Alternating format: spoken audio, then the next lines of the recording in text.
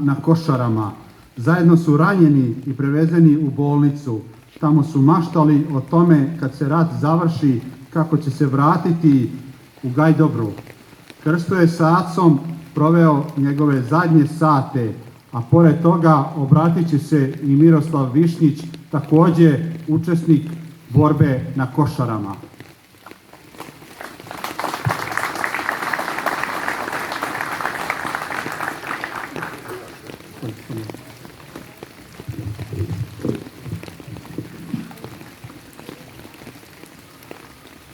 Htio bih da se zahvalim svima koji su danas došli da prisustvuju ovom događaju.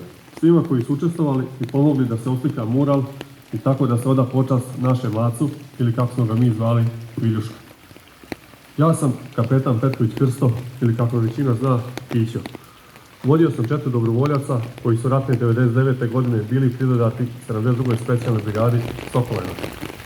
O Aci ne znam šta da vam kažem, osim da mi je neko na početku rata rekao da će on biti taj koji će da pogine, ja bih mu rekao da nema šanse to da se desi. Aco je bio najdisciplinovaniji od nas. Uvijek je bio oprezan, uvijek je bio propisno obučen, šljem, pancir, sve. Sjećam se jednom prilikom u jednoj od mobilnih akcija koje smo radili.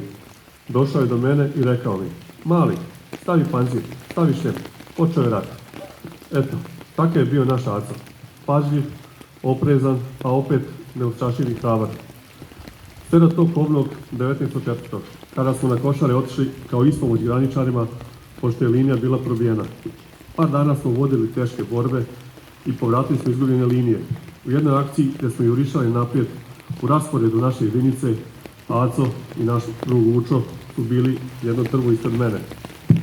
Video sam kako se Vučo naslonio na drvo naprijed, a Aco je pao nazad. Bez razmišljanja sam izišao iz svog zakona, došao sam do njih. Vučo je već izdahnuo, a Aco je već još bio živ. Rekao mi je da ne osjeća noge. Video sam u ranu na stomaku. Legao sam, krenuo sam da ga izvlačim prema našim položajima. U tom trenutku sam osjetio bol u levoj nozi i stomaku. Znao sam da sam i ja ranjen. Tada su nam pritičali i naši drugovi i obojicu su nas izvukli na naše položaje.